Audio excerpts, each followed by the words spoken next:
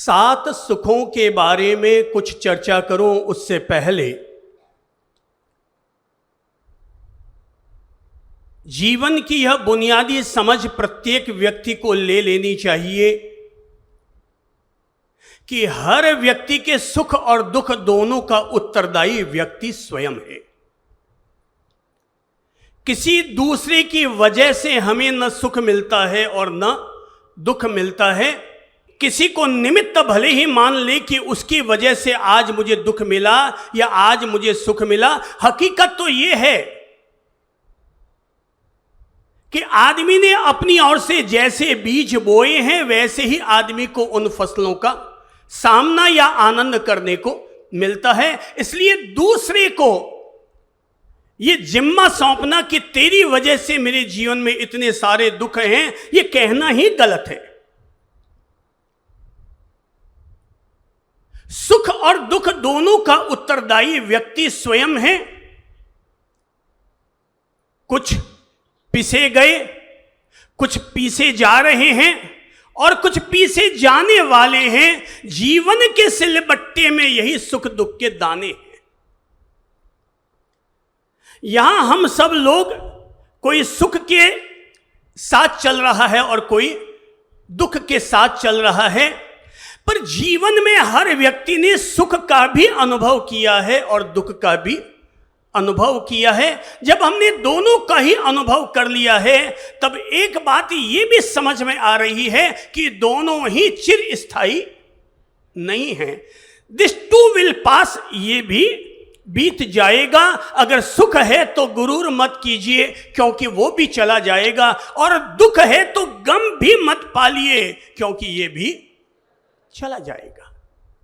दोनों ही यहां पर चिरस्थायी नहीं है। ऐसे समझो कि जैसे घर पर कोई मेहमान आए तो मेहमान केवल मेहमान होता है, वो कभी भी घर का मेंबर नहीं होता। तो सुख दुख क्या है हमारे लिए? घर के मेहमान है कि मेंबर है? क्या लग रहा है आपको? मेहमान। क्यों? क्योंकि ये स्थायी नहीं रहते। जैसे लक्ष्मी स्थायी नहीं रहती वैसे ही सुख और दुख भी स्थायी नहीं रहते। 5 मिनट पहले जो पति हमें आई लव यू कह रहा था, 7 मिनट के बाद में वही हमें डांटना शुरू कर देता है। और जो पत्नी 10 मिनट तो पहले तो हमारे गले लग रही थी और 10 मिनट के बाद ही हमें सीधे ताने मारना शुरू कर देती है। लोग इसीलिए प्रेमी बनकर रहना चाहते हैं, पति बनकर रहना नहीं चाहते, क्योंकि प्रेमी उसे कहते हैं जिसे गाने सुनते सुनते नींद आए उसका नाम प्रेमी, और जिसको ताने सुनते सुनते नींद आए उसका नाम पति।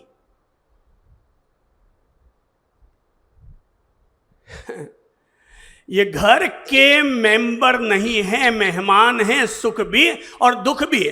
जैसे ही हमारी मेंटेलिटी यहां पर क्लियर हो जाएगी कि दोनों ही आते और जाते हैं, वो व्यक्ति सुख के आने पर हेकड़ी नहीं हाँकेगा और दुख के आने पर टेंशन और चिंता नहीं पालेगा। ये मानकर चलिए, हम लोग फालतू ही गुस्सा कर बैठते हैं, फालतू ही चीख चिल्लाहट कर बैठते हैं। ये तो पता है भाई, ये इंसान की प्रकृति है। अभी यही इंसान हमें इज्जत दे रहा है और यही इंसान थोड़ी देर बाद हमें बेइज्जत भी कर सकता है। तो अपन अपना माथा क्यों खराब करें, अपन अपनी जुबान क्यों खराब करें? कोई व्यक्ति अच्छा कह रहा है, इसमें हमारी क्या खासियत है? कोई आदमी हमें अच्छा कह रहा है, इसमें हमारी क्या खासियत है?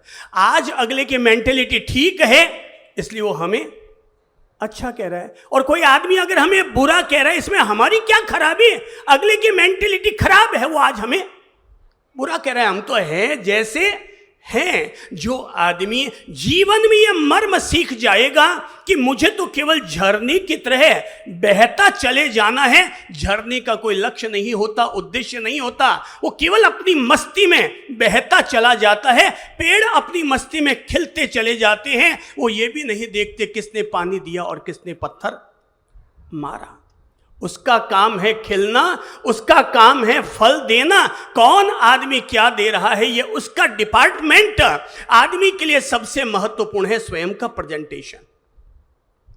सभी लोग दिमाग में ले लो, क्या महत्वपूर्ण है हमारे लिए? हमारा अपना प्रेजेंटेशन, हमारा अपना प्रस्तुतिकरण महत्वपूर्ण है। अगला क्या कर रहा है और क्या नहीं कर रहा यह महत्व नहीं रखता। आप अगर एक सास हैं, आप अपना दायित्व निभा दो। बहू अपनी ओर से क्या लौटाती और नहीं लौटाती है ये परमात्मा के जिम्मे सौंप दो। परमात्मा ने कह रखा है कि कर्मण्येवाधिकारस्ते मा फलेषु कदाचन, कर्म करना तुम्हारा अधिकार है, फल देना ये भगवान पर निर्भर है। आपको लगता है बहू ने साथ नहीं दिया, अरे बहू ने ना दिया तो क्या हुआ, कोई और भगवान के घर से भेज दिया जाएगा। हमारे लिए तो अच्छे कर्म के लिए हमेशा अच्छा परिणाम और अच्छा फल लौटकर आना ही आना है।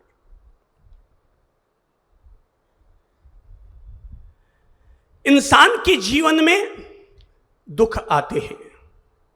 दुख दो तरह के, एक दुख वो जो एक्सीडेंटली हमें मिलता है, जैसे कार से टक्कर लग गई, दुख आया।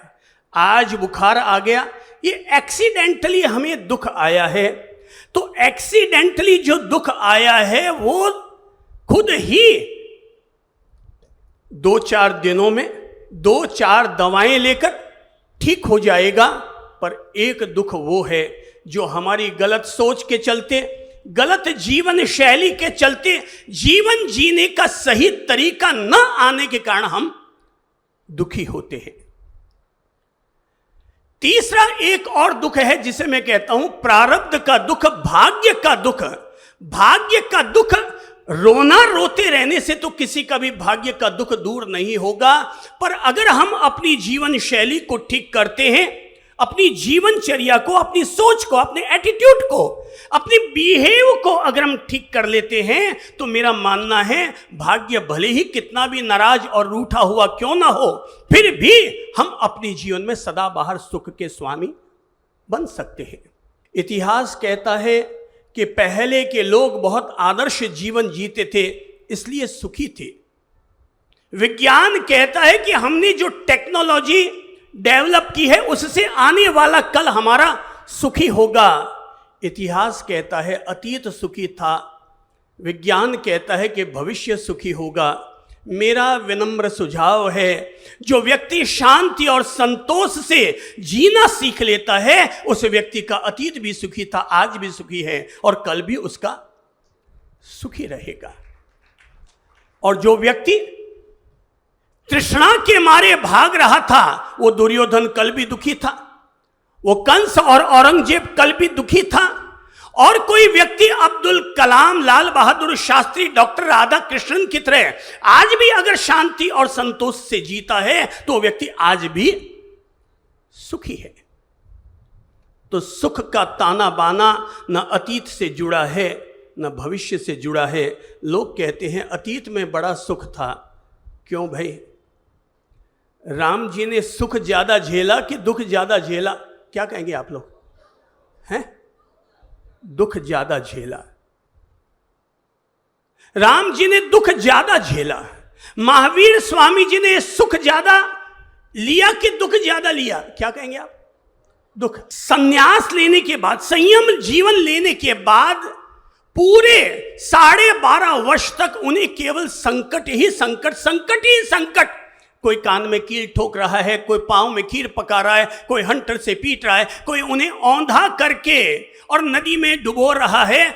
उन्होंने 12.5 वर्ष तक तकलीफ ही तकलीफ झेली। राम जी ने लगातार 14 साल के वनवास में तकलीफ ही तकलीफ झेली। सीता जी ने तकलीफ ही तकलीफ झेली। दुख तो पहले भी था पर फिर भी उनको जीना आता था। तो उन्होंने उस दुखमय वातावरण में भी अपने जीवन में मुस्कान को डेवलप कर लिया। सुख का रास्ता उन्होंने अपने जीवन में खोल लिया। जीवन एक जीने की कला है और अगर ये कला अगर हर आदमी को आती है तो मैं दावे के साथ कहूँगा हर व्यक्ति अपने आप को सुखी कर सकता है। तीसरा मैं ये भी कहूँगा सुख और दुख ये दोनों हमारे मन की अवस्था है, ये भी समझ लीजिए।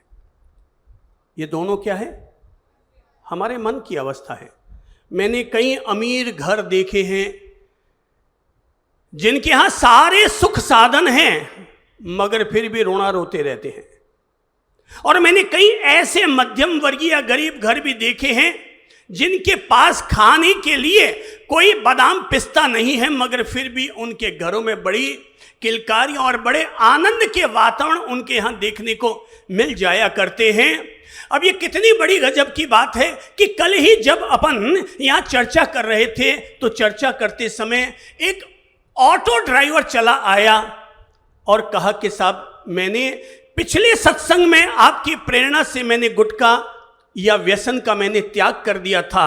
अब गजब की बात ये देखो, वो ऑटो ड्राइवर है फिर भी रोज 2 घंटे का समय निकाल रहा है और सत्संग में आ रहा है, और दूसरे वे लोग जिनके पास रखने के लिए जगह नहीं होगी पैसे की मगर फिर भी बिजी है, पैसा कमा रहे हैं। ये उनको भी नहीं पता कि क्यों कमा रहे हैं, बस कमा रहे हैं, कमा रहे हैं, कमा रहे हैं। कोई आदमी थोड़े में भी धीरज धर रहा है और कोई आदमी बहुत सारा पाकर भी भाग रहा है। तो दुखी कौन हुआ, धीरज वाला या भागने वाला? हाँ, तो यानी कि हम खुद ही हमारे सुख दुख के उत्तरदायी हैं। आदमी थोड़े में भी सुखी हो सकता है और बहुत में भी दुखी हो सकता है। मेरे पास पहनने के लिए केवल 2 कपड़े रहते हैं, 2 ड्रेस है मेरे पास। एक वो जो मैंने इस समय पहन रखी है और दूसरी वो जो मैली हो जाने पर मैंने उसको धोने के लिए रखी हुई है। ये कुल 2 ड्रेस में मेरे आराम से 6 महीने निकलते हैं। मैं थोड़े में भी बहुत खुश हूं और लोग बहुत पाकर भी दुखी हैं। इंसान की भगवान जरूरतें पूरी करता है।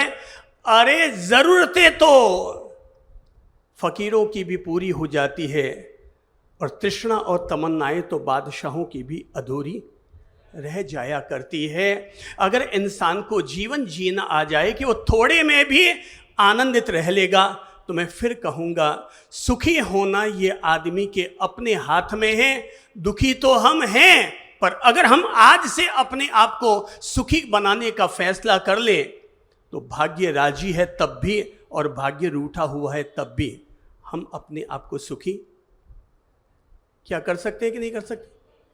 क्या बोलेंगे आप लोग, कर सकते हैं कि नहीं कर सकते? अब ये आपके सामने एक चुनौती है, ये हम सब लोगों के सामने चुनौती है कि हम अपने आने वाले जीवन को हम सुख के साथ जिएंगे या दुख के साथ जिएंगे। मेरा तो तरीका ये है जीवन जीने का। कोई कहेगा साहब मैं कुएं में गिर गया मुझे निकाल दो, मैं कहता हूँ ले भाई हाथ बाहर निकल जा। मियाँ बीबी राजी, क्या करेगा काजी, तू तेरे जिसमें राजी है उसमें राजी रहा। मैं सबसे कह देता हूँ कि भाई सुख से जियो, खुशी से जियो, जिस रूप में भी तुम्हें जीना अच्छा लगता है उस रूप में जियो, पर कम से कम इन आँखों से क्या मत गिरने दो, आंसू मत गिरने दो, क्योंकि भगवान ने जीवन रोने के लिए नहीं दिया है, भगवान ने जीवन हंसने और आनंदित रहने के लिए दिया है। अब इन हाथों से आंखों से आंसू पोंछो या किसी दूसरे के आंसू पोंछो, ये अपन लोगों पर निर्भर करता है। हम चाहें तो अपने आंसू पोंछे और चाहें तो हम दूसरों के आंसू पोंछते रहें। सुखी होने का मंत्र है पहला, नंबर 1, तुम अपनी ओर से किसी को दुख मत दो। सुखी होने का मंत्र क्या है? सब अंडरलाइन करके दिमाग में नोट करो। क्या कहा मैंने? तुम अपनी ओर से किसी को दुख मत दो। और दूसरा इसी से जुड़ा हुआ है, पहला है तुम अपनी ओर से किसी को दुख मत दो, और दूसरा है अगर तुम्हारे करने से कुछ हो सकता है तो उसके दुखों को दूर कर सकते हो तो उनके दुखों को जरूर दूर कर दो। पहला, अपनी ओर से किसी को दुख दो मत, और दूसरा, अगर हमारे द्वारा कोई पहल करने से उसके आंसू पहुंचे जा सकते हैं तो जरूर आगे बढ़ करके उसके आंसू पहुंच दो। अगर हम किसी की जिंदगी की डायरी में अपनी पेंसिल से कुछ अच्छे स्वर्णिम सुख लिख सकते हैं तो जरूर लिख दो, पर ऐसा न कर सके तो कम से कम अपना रबर लेकर के उसके आंसुओं को तो पहुंचने का काम जरूर कर दो। और ये सब अपन लोगों पर निर्भर करता है कि अपन अपने जीवन को किस तरह से जीते हैं। मैं जो बातें कहता हूँ, हम जो बातें कहते हैं, मैं वो बातें नहीं कहा करता हूँ जो कोई बहुत बड़े ज्ञानियों के द्वारा कही गई है। मैं सब वो बातें कहा करता हूँ जो हमारे जीवन के साथ बहुत प्रैक्टिकल है और जिसको करना बहुत आसान है, केवल अंदर से मेंटेलिटी को चेंज करने की जरूरत है। ये जो हमारे हाथ में भिखारी का कटोरा है जो हर समय मांगता रहता है, इसको औंधा पटक दो, अपने आप ही शांति घटित होनी शुरू हो जाती है। आओ आज हम अपने घर परिवार में सातों सुख के द्वार कैसे खोले जा सकते हैं, अब हम आओ इस बाबत में कुछ रूबरू होते हैं। मैं कुछ कहूँ, पहले आपके मेंटेलिटी को ठीक करना, पॉजिटिव बनाना जरूरी था सुख और दुख के मामले में, क्योंकि सुख दुख दोनों रहते जिसमें जीवन है वो गांव, कभी धूप और कभी छांव, ऊपर वाला पासा फेंके नीचे चलते दांव, कभी धूप और कभी छांव। अब भाई मैं ये मानता हूँ ऊपर वाला तो मेरे कब्जे में नहीं है, आपके कब्जे में हो तो मुझे पता नहीं है, पर मुझे पता है कि ऊपर वाला कौन सा दांव खेलेगा ये मेरे कब्जे में नहीं है। पर मुझे जीवन को किस तरह से जीना है ये तो जरूर मेरे कब्जे में है। तो जो चीज़ हमारे हाथ में, हम उसका तो उपयोग कर लें। अब जो हमारे हाथ में नहीं है उसको भाग्य भरोसे छोड़ दें, उसे भगवान के भरोसे छोड़ दें। जिस चीज़ को आदमी अपनी बदौलत ठीक नहीं कर सकता, उसे या तो वक्त ठीक करता है, या भगवान ठीक करता है, या भाग्य ठीक करता है। मैं कुछ कहूं उससे पहले एक प्रतीकात्मक कहानी कहता हूं, उससे आपको कुछ प्रेरणा मिल जाएगी, मोटिवेशन मिल जाएगा। और प्रतीकात्मक कहानी यह है कि एक ही गांव में दो व्यक्ति रहते थे। एक का नाम था सुखी राम और दूसरे का नाम था दुखी राम। हाँ, मुझे पता था कि आप झट से अपने आप बोल देंगे दूसरे का नाम क्या था, दुखी राम। तो एक का नाम था सुखी राम और दूसरे का नाम था दुखी राम। ऐसा नहीं केवल नाम ही था, बल्कि उनके काम भी वैसे ही थे। सुखी राम हमेशा सुखी रहता था, परिवार भी था, बच्चे भी थे, पत्नी भी थी, बड़ी संस्कारशील पत्नी थी, घर भी उनका सुंदर था, अंदर से हमेशा सफाई रखते थे, देवी देवताओं की पूजा करते थे, घर में आए हुए अतिथि का स्वागत और सत्कार भी किया करते थे, उनकी दुकान भी अच्छी चलती थी, गाय को रोटी, कुत्ते को रोटी भी उनके द्वारा दी जाती थी। बड़ा आनंदमय घर चल रहा था। पर वहीं दुखी राम अपने घर में, उसे लगता था कि यार मैंने शादी करके गलती कर दी, पत्नी मेरा कहना नहीं मानती, दिन भर उनमें किचकिच झिकझिक झिकझिक चलती रहती है, बच्चे पैदा करके ही मैंने गलती कर दी, हर समय उनके बीच में खींचतान चलती रहती थी। और पुरुष में फिर अधिक खींचतान के चलते उसने शराब पीना, नशा करना भी शुरू कर दिया था। यानी कुल मिलाकर के दुखी राम था और सुखी राम था। एक दिन दुखी राम की पत्नी ने दुखी राम से कहा, ऐसे तो अपन कैसे जी पाएंगे, मैं तो इस तरह से जिंदगी जीते जीते धाप गई, अब कोई ना कोई तो रास्ता आपको निकालना पड़ेगा। दुखी राम ने कहा, भाई मैं क्या रास्ता निकालूं, तुम जानो तुम्हारा काम। बोले, भाई मैं तो जानती हूं मेरा काम, पर मेरा एक निवेदन है, आप एक बार जरा सुखी राम के घर जाइए और देख करके आइए कि वो घर इतना सुखी क्यों है। दुखी राम ने कहा, भाई बात तो तू ठीक कहती है कि सुखी राम वाकई सुखी है और मैं दुखी राम वाकई दुखी हूं, तो क्यों ना अपन नाम चेंज कर लेते हैं, मैं मेरा नाम सुखी राम रख लूं, तो क्या मैं सुखी हो जाऊंगा। पत्नी ने कहा, बावड़े ऐसे कोई नाम चेंज करने से आदमी कोई सुखी होता हो तो फकीर चंद अपना नाम लक्ष्मी चंद जी नहीं रख ले, नाम रखने से कुछ नहीं होता। आप जाइए उनके घर और जाकर के देख कर आइए वो सुखी राम क्यों हैं। दुखी राम किसके घर पहुंचा है, सुखी राम जी के घर पहुंचा। और सुखी राम के घर पहुंचा तो जैसे ही उसने दरवाजे के अंदर दस्तक दी, पहले ज़मानों में लोग घर के दरवाजे बंद नहीं रखते थे। पहले घर के बाहर लिखा जाता था अतिथि देवो भवः, अब लिखा जाता है कुत्ते से सावधान। दुनिया बदल गई है ना भाई। अब दुनिया बदल गई तो दरवाजा खुला था, और जैसे ही वो अंदर घुसा तो उसने देखा, वाह यार घर तो वाकई चकाचक है, साफ स्वच्छ नीट एंड क्लीन।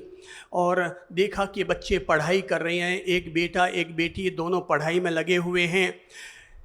सामने मंदिर पर नजर पड़ी तो वहां दीपक भी जल रहा है, धूप अगरबत्ती भी जल रही है। लगता है अभी अभी वो लोग पूजा करके फारिग हुए होंगे। और घर की पत्नी घर के आंगन में झाड़ू और पोंछे लगा रही है। हो कोई तो कोई बात तो है, तभी ये आदमी इतना सुखी राम है। मेरे घर में तो झाड़ू 7-7 दिन तक झाड़ू नहीं लगता, मेरे घर में तो मंदिर भी नहीं है, कोई दीपक नहीं जलता, अगरबत्ती नहीं जलती, अपनी कुल देवताओं का सम्मान नहीं होता है। दुखी राम हूं तो उसकी वजह मैं खुद हूं। और जैसे ही उसने दरवाजे पर क्या किया, हाथ उठाओ, क्या किया, बजाओ। किसका घर बजा रहे हम?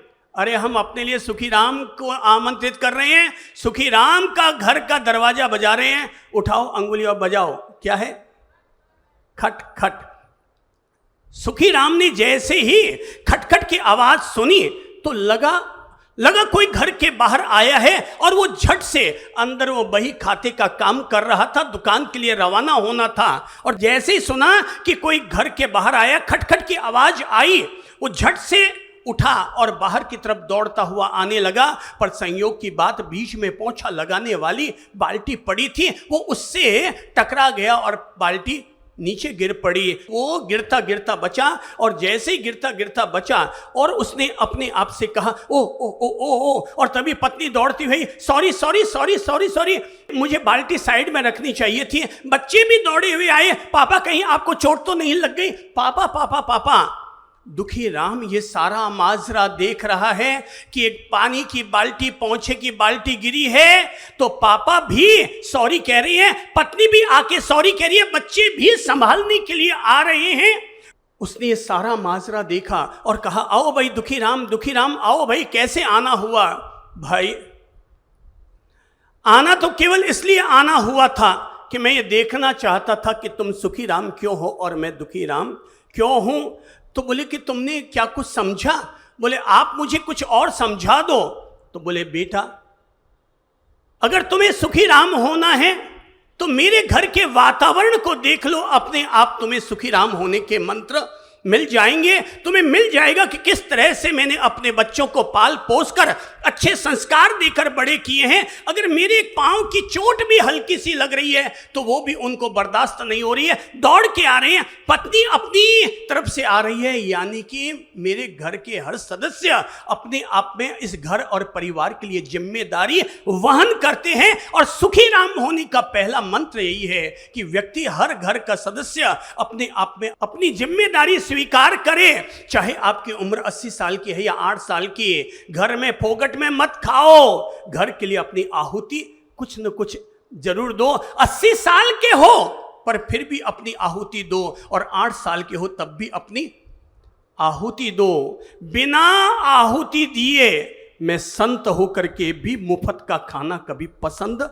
नहीं करता। मेरे लिए फ्री की रोटी खाना हराम बराबर है। यह हम अपनी सच्चाई कहते हैं। मेरे लिए क्या कहा मैंने?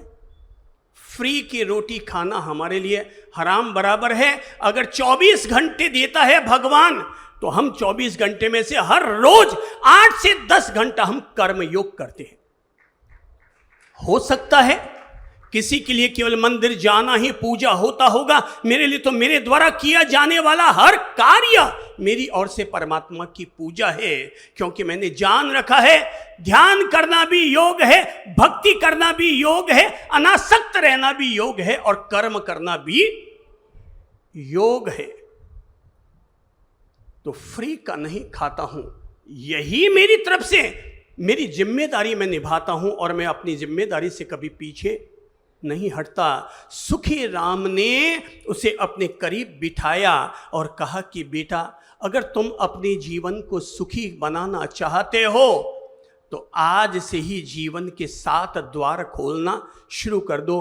अपने घर में वे द्वार खोल दो कि जिससे कि हमारे घर में 7 सुख आने शुरू हो जाए। और तब अपनी ओर से जो सुखी राम ने कहा, आप अपने लिए यही समझ लें, किसी सुखी राम ने उसे बात कही होगी और इस सुखी राम ने आपको कुछ अच्छी बातें कही होंगी। और मैं विनय पूर्वक ये कहता हूं कि ये 7 द्वार अगर हम प्रयास करते हैं तो हमारे द्वारा खोले जा सकते हैं। और आज हम जहां हैं, सुख दुख तो दोनों आएंगे, पर हम दुख के आने पर मन से पीड़ित नहीं होंगे, दुखी नहीं होंगे, गमगीन नहीं होंगे। दुख को भी हम सहजता से ले लेंगे और सुख को भी हम सहजता से ले लेंगे, क्योंकि दोनों ही क्या है, दोनों क्या है, पहले चरण मैंने कही थी बात, क्या है, दोनों ही मेंबर नहीं हैं, क्या है, मेहमान हैं। दोनों ही मेहमान हैं, दोनों ही मेंबर हमारे घर के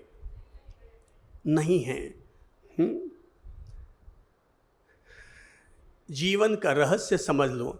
कोई 2 महानुभाव खड़े होइए, कोई 2 महानुभाव खड़ा होना चाहेंगे अपने आप अपनी पसंद से, कौन खड़े होंगे? चलो एक महानुभाव इधर खड़े हो जाओ, एक महानुभाव इधर खड़े हो जाओ।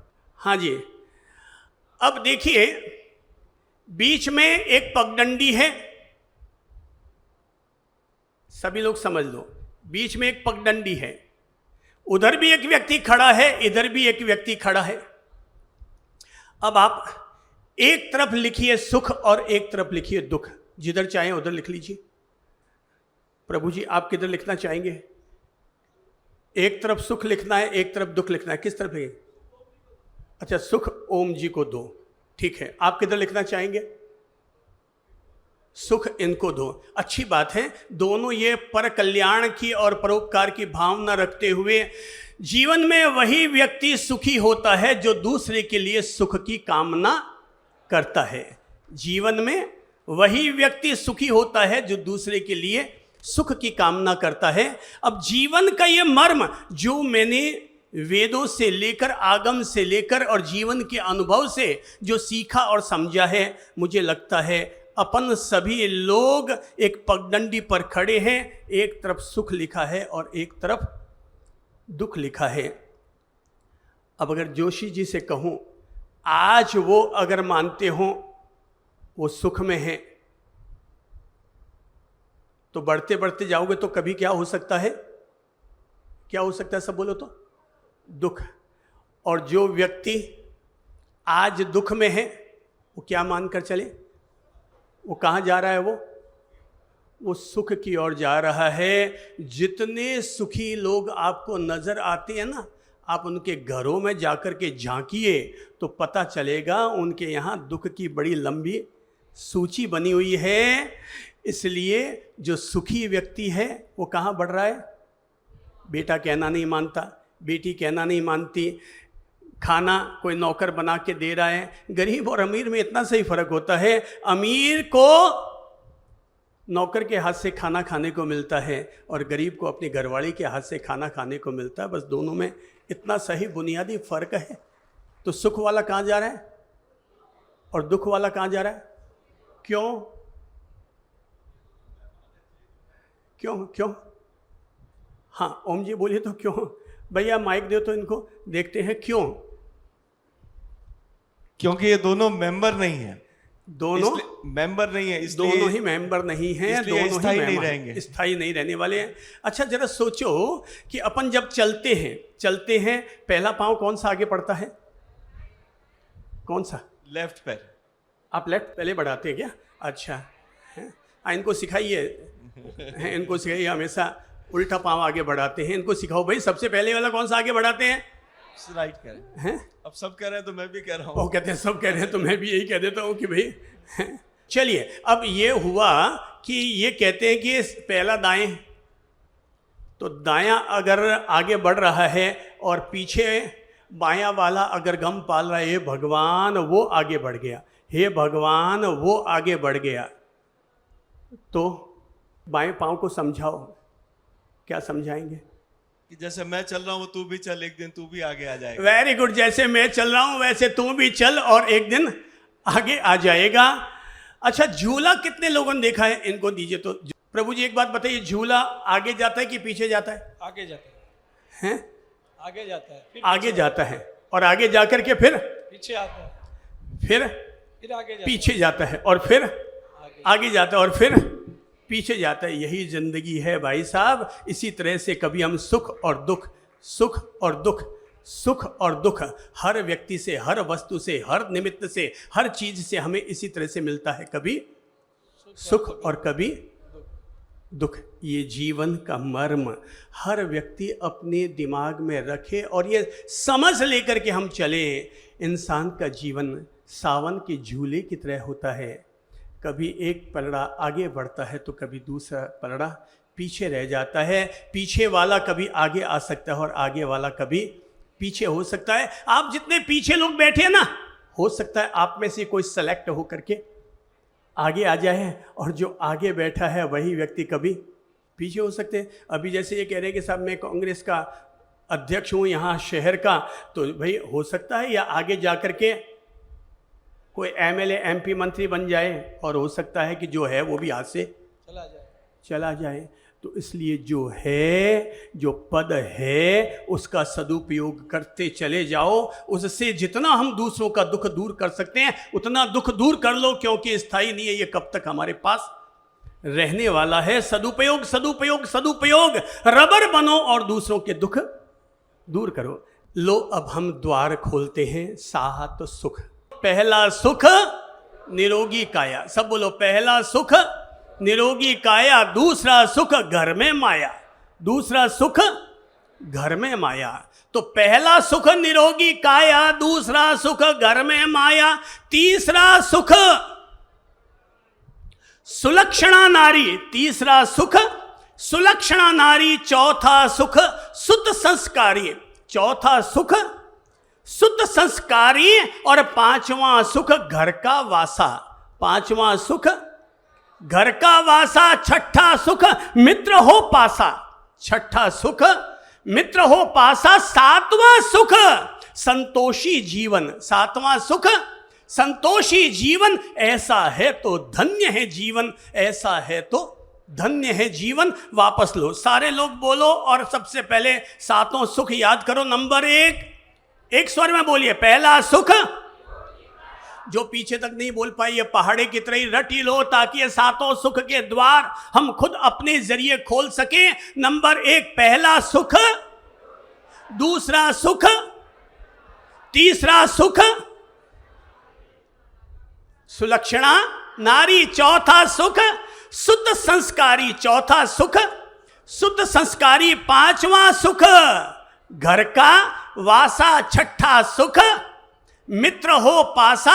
सातवां सुख संतोषी जीवन। सातवां सुख संतोषी जीवन।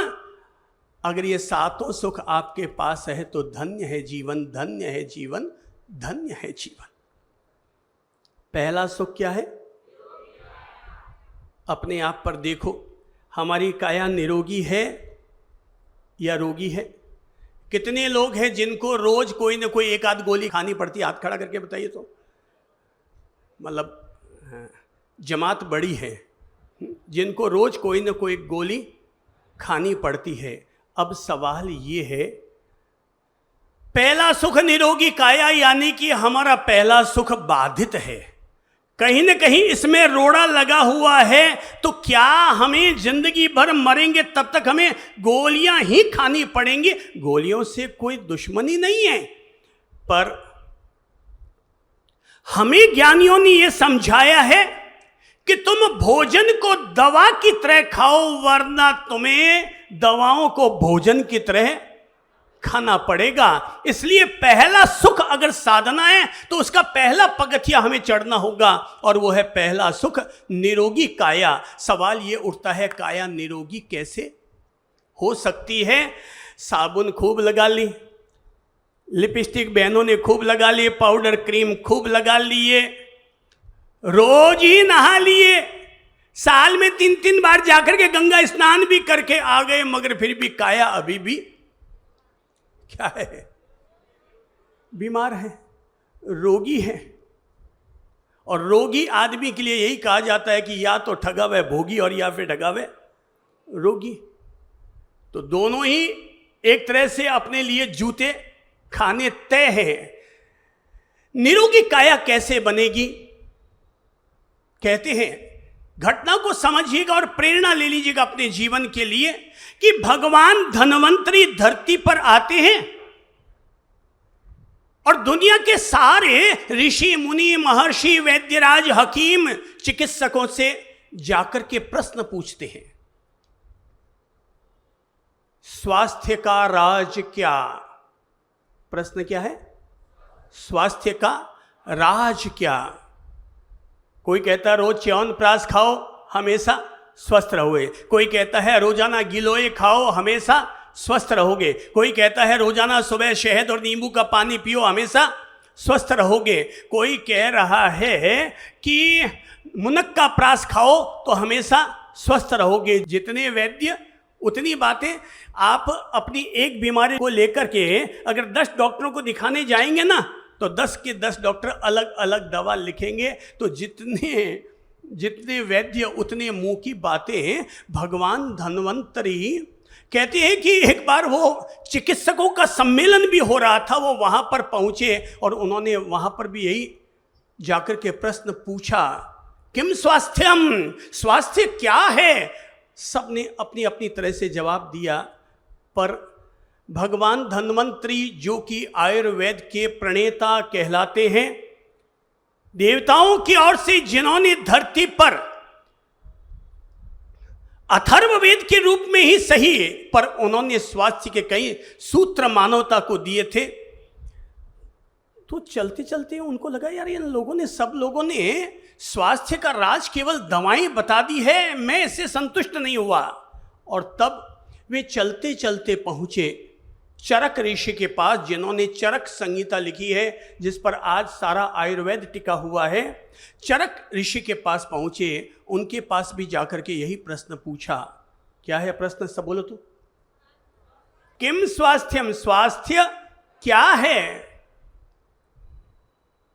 चरक ऋषि ने भगवान धन्वंतरी को देखा, अपनी चरक संहिता पर नजर डाली और फिर हाथ जोड़कर कहने लगे, प्रभु मेरी समझ से स्वास्थ्य का राज है ऋत भुक। सब बोल लो, ऋत भुक।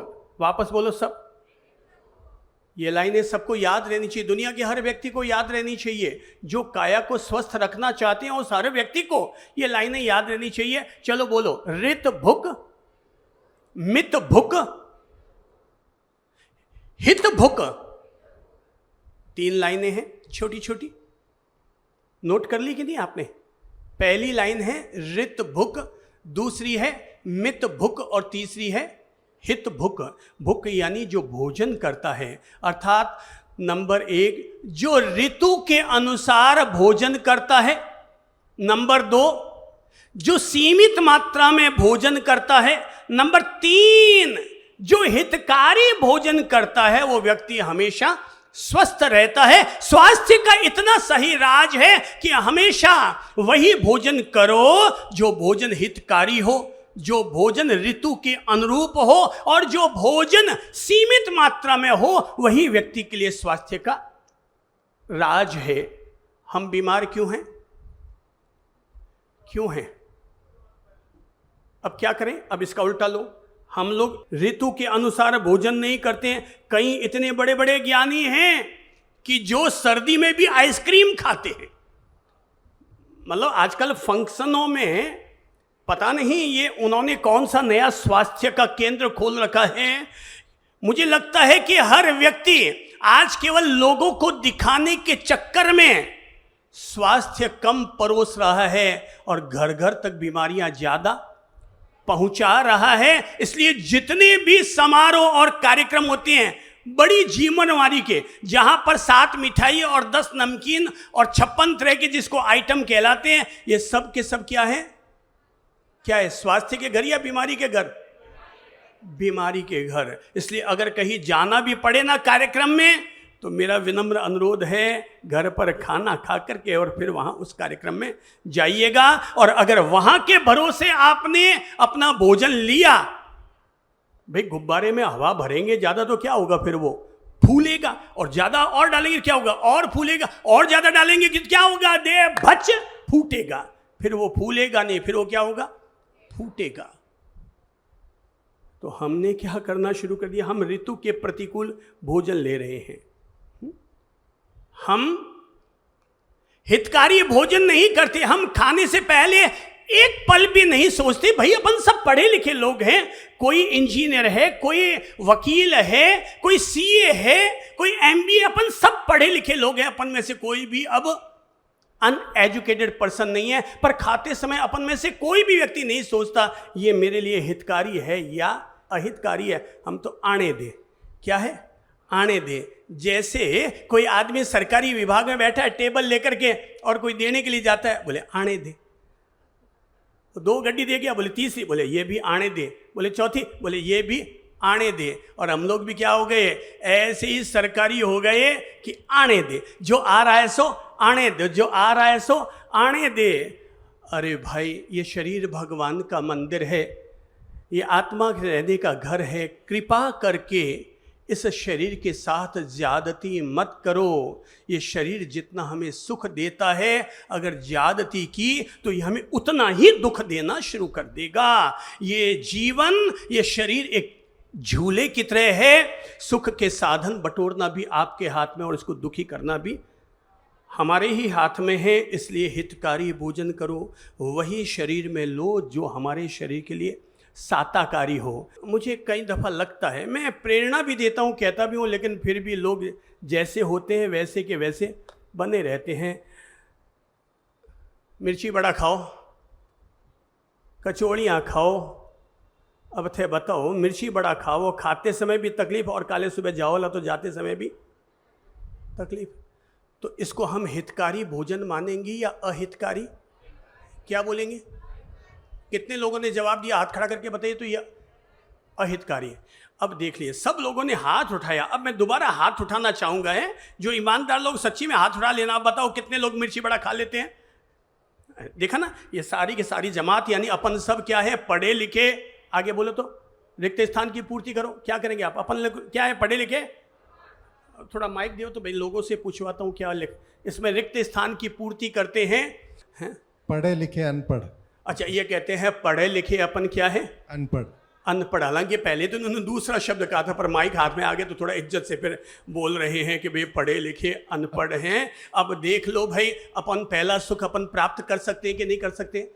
अब बताइए, पहला सुख अपन प्राप्त कर सकते हैं कि नहीं? आदतें सुधारने से, आदतें सुधारने से हम अपने आप को ठीक कर सकते हैं। हितकारी भोजन अगर करो तो पहला सुख मिलेगा। ऋतु के अनुरूप भोजन करो तो पहला सुख मिलेगा। सीमित और संयमित मात्रा में भोजन करोगे तो पहला सुख मिलेगा। अब बताइए, पहला सुख मिल सकता है कि नहीं? हाथ खड़ा करके बताइए, मिल सकता है। अपने आप को प्रेरणा दीजिए और अपने आप से कहिए कि आज के बाद में मेरा भोजन सीमित होगा, संयमित होगा, हितकारी होगा, ऋतु के अनुरूप भोजन होगा। आदमी को भोजन कैसे करना चाहिए? तो बोले सुबह राजा की तरह, दोपहर का भोजन प्रजा की तरह, दोपहर का भोजन प्रजा की तरह, और शाम का भोजन मरीज की तरह। शाम का भोजन कैसे लेना चाहिए? स्वास्थ्य का राज समझ लो। पहला है सुबह का भोजन कैसे लो? राजा की तरह। तो सब लोग अच्छे फल खाया करो, थोड़ा रात को मेवा भिगो कर रखो और मेवा भी खाया करो। लगता है थोड़ा महंगा पड़ता है, कोई बात नहीं, बीमार पड़ेंगे, डॉक्टरों की फीस चुकाएंगे, इसकी बजाय तो यही है कि अपना पैसा अपन अपने पर ही तो यूज कर रहे हैं, अपने पर ही तो उपयोग कर रहे हैं। तो थोड़ा मेवा भिगो, 5 बादाम, 5 पिस्ता, 5 मुनक्का, 2 खजूर, 2-3 अखरोट, तो ये सब मिक्स करके एक व्यक्ति पर 1 कटोरी। घर में 5 सदस्य हैं तो 5 कटोरी में थोड़ा थोड़ा थोड़ा सब डाल दो। सुबह छीलो और चबा चबा के खाओ। अच्छा सा प्याला भर के फल खाओ, सबसे जल्दी हजम होगा, उसमें कोई फैट नहीं है, एसिडिटी नहीं है, कोई तरह का यूरिक एसिड नहीं है और खाया पिया जल्दी हजम होगा। हो सके तो 1 या 2 नारियल का पानी पी लो। जो भी अंदर में, पेशाब में, जो भी किडनी में, अंदर में जो भी प्रॉब्लम है, सब अपने आप छंटती चली जाएगी पेशाब के जरिए। सब चीज़ें, दूषित तत्व, विषैले तत्व, विजातीय तत्व सारे बाहर निकल जाएंगे। मुझे लगता है पेट भर गया है अब आपका। नारियल का पानी भी पी लिया है, प्याला भर के आपने फल भी खा लिया है, कटोरी आपने मेवा भी खा लिया है। अभी और गुंजाइश है या क्या लग रहा है? हैं? नहीं, और अगर फिर भी आपकी खाने की इच्छा है, अब आपकी जो इच्छा है सो खाओ, पर पहले अपने राजा की तरह अंदर पहले माल ताल पूरा उतार लिया है। अगर कोई व्यक्ति पतला है तो 1 गिलास दूध, उसमें 1 चम्मच गाय का बिलोवन वाला घी डाल करके भी पी लीजिए। 3 महीने में बॉडी में स्ट्रेंथ बढ़नी शुरू हो जाएगी, अपने आप मालदार पार्टी हो जाओगे बॉडी से। और जिनको लगता है कि उनकी बॉडी फली फूली हुई है, वो अपनी बॉडी का परिग्रह कम करें। क्या करें? बॉडी का परिग्रह। भाई ये भी तो परिग्रह ही है। जो एक्स्ट्रा माल बढ़ गया वो क्या है? क्या है? राजेंद्र जी प्रजापत, आपकी बॉडी में आगे कुछ बढ़ गया, ये क्या है आपका? चर्बी हो गई है। चर्बी, ये क्या है? हमारा परिग्रह है। एक्स्ट्रा जितनी जरूरत है उससे ज्यादा जब बढ़ जाए तो भगवान महावीर की भाषा में वही परिग्रह है। चलिए देखता हूं, अगले से पूछता हूं। हाँ जी, आपका भी 10% बढ़ा हुआ है, ये क्या है आपका? 3-4 किलो पेट थोड़ा मोटा है, बाकी बॉडी सब फिट हाँ, है। बाकी सब फिट है। 3-4 किलो ही तो परिग्रह कम करना होता है, कोई सारा थोड़ी घटाना है, थोड़ा सा ही घटाना होता है। उसी को कम करने की इच्छा है। कम करने की इच्छा है। वैसे आपने फॉलो करना शुरू कर दिया है? अच्छा चलिए, परिग्रह हमारा सर। क्या है परिग्रह? थोड़ा हाथ फेर के बताइए कितना परिग्रह है? अच्छा खासा है। अच्छा खासा है। तो आप तो भगवान महावीर के अनुयायी हैं और भगवान ने कहा अपरिग्रह व्रत धारण करो, तो अपन लोगों को क्या धारण करना चाहिए? अपरिग्रह व्रत। परिग्रह परिमाण व्रत, यानी परिग्रह को हम सीमित मात्रा में लेंगे। और उस परिग्रह को, भाई धन नहीं छूट रहा है, छोड़ो, बाकी सब छोड़ो, केवल अपन भोजन पर ही संयम कर लेते हैं तो पहला सुख हमारे हाथ में अपने आप आ जाएगा। हमारी हाथ की हथेली में भाग्य की रेखा को बाद में देखो। अपने शरीर में पहले निरोगी काया को पहले साधो। Thank you, thank you, thank you. सुबह राजा की तरह खाओ, दोपहर में प्रजा की तरह खाओ, और शाम को, आज की तारीख में साइंस, जिनको नोबेल प्राइज मिला है उनके द्वारा ये पूरी दुनिया में संदेश दिया जा रहा है कि हर व्यक्ति को 16 घंटे का उपवास रखना चाहिए और 8 घंटा भोजन के लिए स्वीकार करना चाहिए। मैं कहता हूँ 8 घंटा ना भी कर सको, ये खाने के प्रेमी जो लोग होते हैं ना, वो उनसे छूटता नहीं है। भाई मत छोड़ो, तुम 12 घंटे भोजन के लिए रख लो और 12 घंटे का उपवास कर लो। तो 12 घंटा अगर आपने खाना नहीं खाया तो क्या होगा? आज का आधा उपवास, कल फिर नहीं खाओगे तो कल का आधा उपवास, दोनों में फेविकॉल का जोड़ लगाओ तो क्या होगा? फिर 2 दिन में आपको खाते पीते हुए भी एक उपवास करने का लाभ अनायास मिल गया। तो खाते पीते हुए भी तपस्या की जा सकती है। कुल मिलाकर पहला सुख निरोगी काया। मुझे जरा एक स्वर में बताइए, ये सुख साधना हमारे हाथ में है कि नहीं है?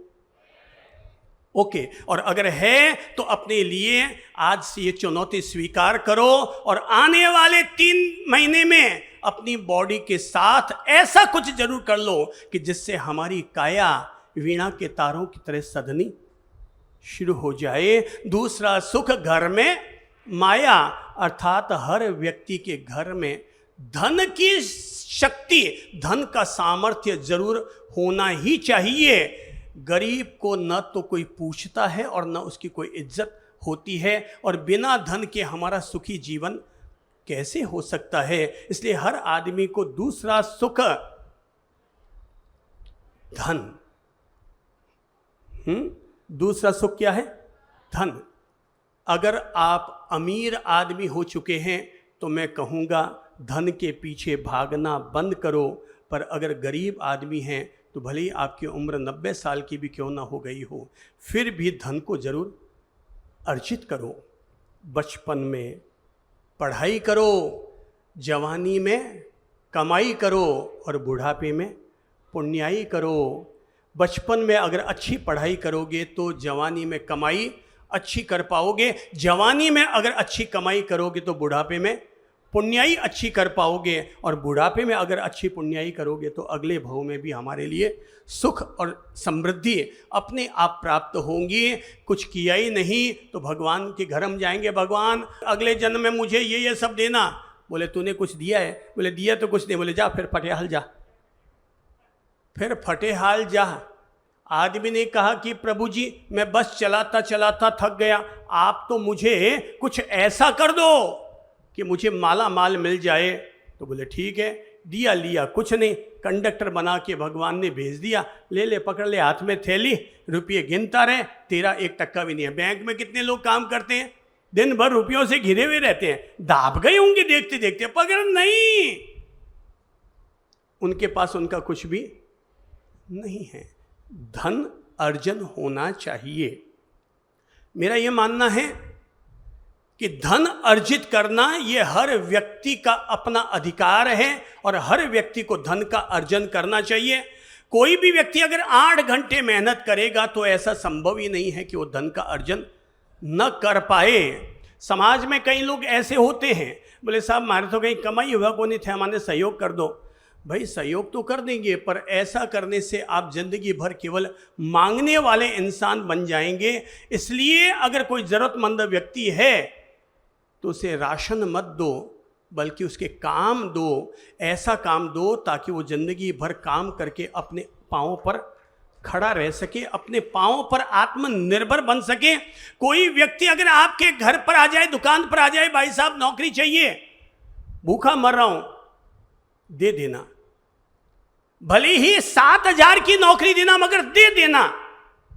आप 7,000 देकर होंगे कहीं हुए आजकल 7,000 में, मुझे भी पता है भी 7,000 में कुछ नहीं होता है, पर जिस दिन तुझे 8,000 की नौकरी मिल जाए तो खुद ही यहां से निकल जाना।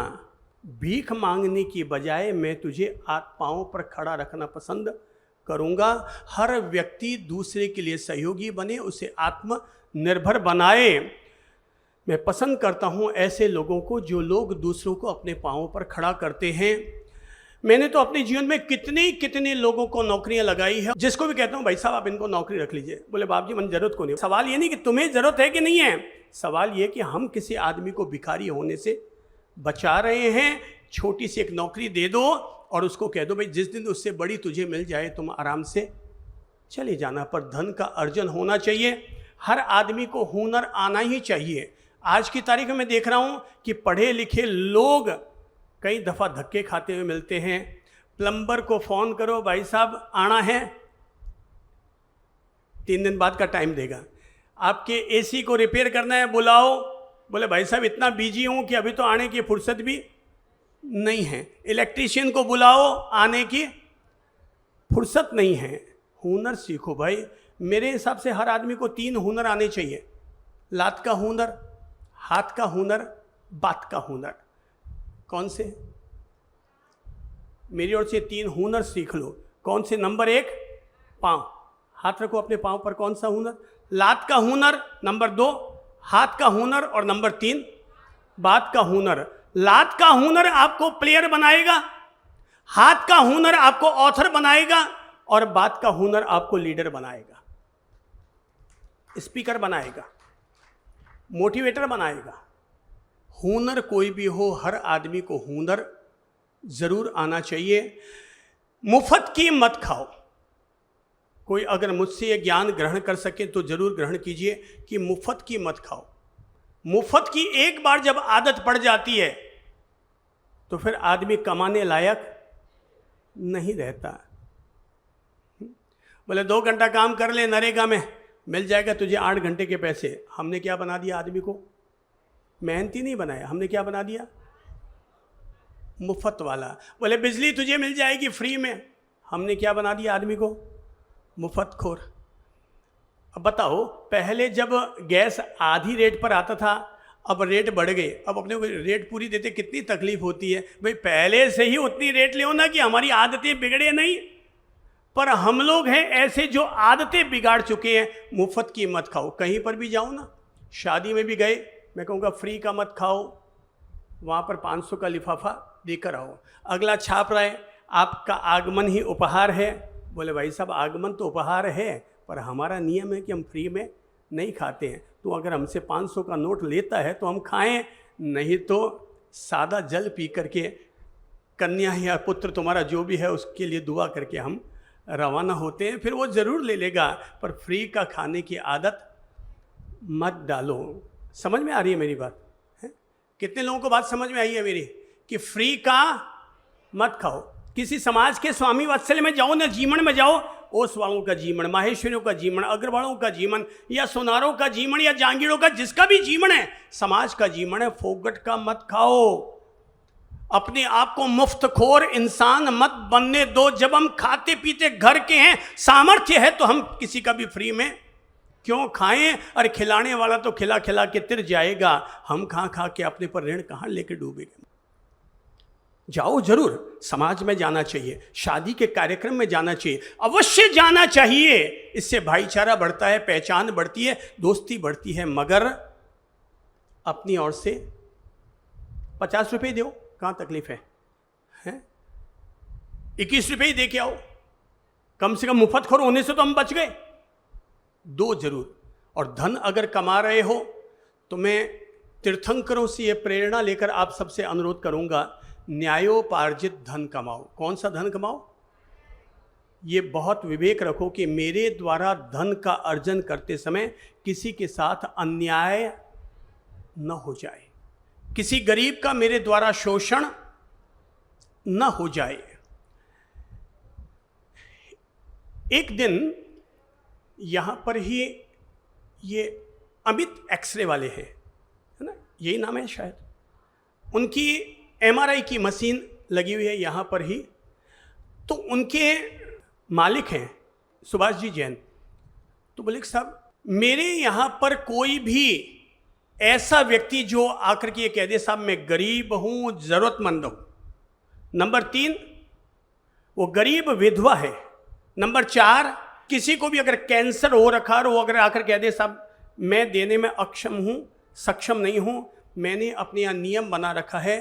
कोई भी व्यक्ति अगर आकर के ये कह दे साहब मैं ये कार्य करने में सक्षम नहीं हूँ, मैं उसके यहाँ उस व्यक्ति की MRI बिल्कुल फ्री करता हूँ। मैंने पूछा, मैंने कहा ये तो बहुत अच्छी बात है, आप में अगर इतनी इंसानियत है कि आप गरीबों की मदद करने के लिए तैयार रहते हैं, बहुत अच्छी बात है। तो सुभाष जी ने कहा कि सर एक बार एक बूढ़े पति पत्नी मेरे पास आए थे और MRI करवाने के लिए लाए थे। तो उसकी बहुरानी को कोई MRI करवानी थी, डॉक्टर ने लिख दिया, तो मैंने उसकी MRI करवा भी दी। हमारे यहाँ का जो स्टाफ था उसने उसकी रेट बताई कि साहब 3200 रुपया होती है।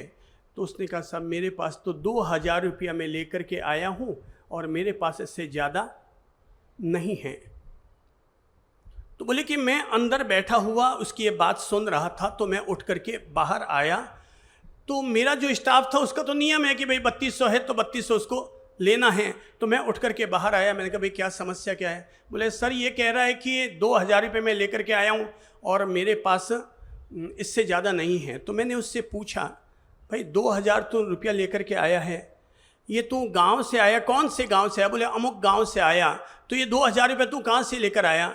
उस बूढ़े आदमी ने कहा मैंने मेरी लुगाई का माथे पर बांधने वाला क्या होता है, बोर, वो मैंने गिरवी रख करके और फिर मैं ये 2000 रुपये उसके बदले में लेकर के आया हूँ। उसने मुझे केवल 2000 रुपये दिए और मैं मेरी बहू को बचाना चाहता हूँ, इसको कैंसर हो गया है, वो बोर बेच करके मैं लेकर के आया हूँ, आप 2000 में कर दो। सुभाष जी ने कहा कि साहब उस दिन मेरी आत्मा इतनी अंदर से पीड़ित हुई, इतनी अंदर से पीड़ित हुई कि मैं ऐसा कौन सा व्यापार कर रहा हूं जिस व्यापार के लिए लोगों को अपने बोर और मंगल सूत्र तक गिरवी रखने पड़ रहे हैं। मैंने उसी दिन अपने यहाँ पर नियम बना दिया, मेरे यहाँ कोई भी गरीब और ज़रूरतमंद व्यक्ति अगर आएगा और वो कह देगा साहब मैं असमर्थ हूँ, उससे एक पैसा भी कभी भी MRI, एक्सरे या ब्लड टेस्टिंग के लिए नहीं लिया जाएगा। मैं इसे कहता हूं न्यायोपार्जित धन। ऐसा धन कमाओ जिस पर न्याय का ठप्पा लगा हो। ऐसा धन मत कमाओ कि जिसके लिए धन के साथ पाप भी कमाया हो, झूठ भी बोला हो, चोरी भी हमने की हो। जरूरत नहीं है भाई, बिना झूठ बोले धंधा किया जा सकता है, बिना चोरी किए भी आराम से व्यापार किया जा सकता है। कितने लोगों को लगता है कि बिना झूठ चोरी बोले भी व्यापार किया जा सकता है? हाथ खड़ा करके बताइए। कई ज्ञानी लोगों के हाथ नीचे भी हैं और बहुत सारों के हाथ ऊपर हैं। मैंने अभी पिछले एक प्रवचन में जब प्रेरणा दे दी थी तो एक सज्जन कहने लगे साहब मैंने आपकी सारी बातें मान ली, पर आपने कहा कि बिना झूठ बोले व्यापार करो, तो साहब मैं कैसे, साहब झूठ तो बोलना पड़ता है। बोले दिन भर में कम से कम 100 बार झूठ बोलनी पड़ती है। तो मैं किस लिए झूठ बोलना पड़ता है? बोले साहब लोग आते हैं, लोग कहते हैं ये कितने की, मैं कहता हूँ 100 की, तो कहते हैं साहब इतने में थोड़े होता है, तो फिर मुझे झूठ बोलना पड़ता है कि साहब ये आई मेरे 80 में है तो मैं उससे कम में कैसे कर दूँ। दिन भर मुझे झूठ झूठ झूठ झूठ बोलना पड़ता है। और तब मैंने उनको समझाया झूठ बोलने की कतई अनिवार्यता नहीं है। आपको लगता है आपको ये माल 100 में बेचना है, 100 में बेचिए। आपको लगता है और कम कर सकते हैं तो 90 रुपया उससे कर दीजिए, पर यह कहने की ज़रूरत नहीं है कि मेरे 80 में ही आया है। हालांकि आया तो 60 में ही है, पर फिर भी आदमी कहता है 80 में आया है। भाई जिसको लेना होगा वो लेंगे और जिसको नहीं लेना है वो नहीं लेगा। पर दिन भर में झूठ बोल करके अगर शाम तक अगर हम 7,000 रुपये अगर हमने कमा भी लिया तो वो धन जो हमारे घर में जाएगा ना, उस धन से जो अन्न हम खाएंगे हमारे बच्चों में भी वही झूठ, चोरी और वही सारे संस्कार, फिर उनमें भी वही वाइब्रेशन फैलते चले जाएंगे। तो मेरा ये विनम्र अनुरोध है, धन वो कमाओ कि जिसमें झूठ बोलने की ज़रूरत नहीं है, चोरी करने की ज़रूरत नहीं है। ये एक बहुत सरल धर्म है और बहुत सस्ता धर्म है। देखिए ऐसा धर्म जिसमें आपको मंदिर नहीं गए चलेगा, पूजा नहीं की चलेगा, भगवान को नहीं माना चलेगा, उपवास नहीं होता है मत करो चलेगा, पर केवल अगर हमने 2 व्रतों का अपने जीवन में ध्यान रखा, पहला है सत्य और दूसरा है अचौर्य, कि मैं सत्य जीवन जीता हूँ, सत्य बोलता हूँ, सत्य कार्य पसंद करता हूँ, मैं मेरे जीवन में सत्य और अचौर्य बिना चोरी वाला व्यापार करूँगा। अगर हम ये 2 व्रतों को भी जी लेते हैं तो हमारा जीवन धार्मिक हो गया, आस्तिक हो गया।